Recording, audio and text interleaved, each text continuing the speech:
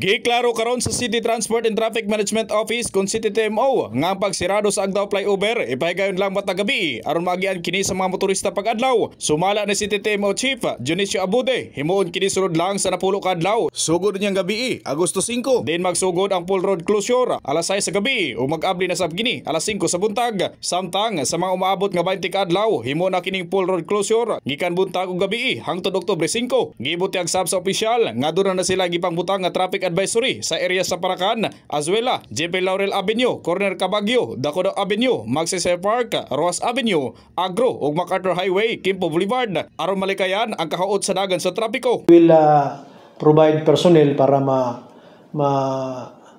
man-gid nato ang flow sa traffic. Nagpaabot sab si Abude og dispensa sa mga motorista og naghangyo kini nga suportahan ang plano sa DPWH-11 nga ipailawom sa rehabilitasyon og repair ang Agdao Flyover sanglit na matikdan ang mga crack sa maong dalan. So, ang atong gihangyo kung pwede lang mo kuantag alternate nga mga agyanan sama sa JP Laurel o dito sa atong diversion road.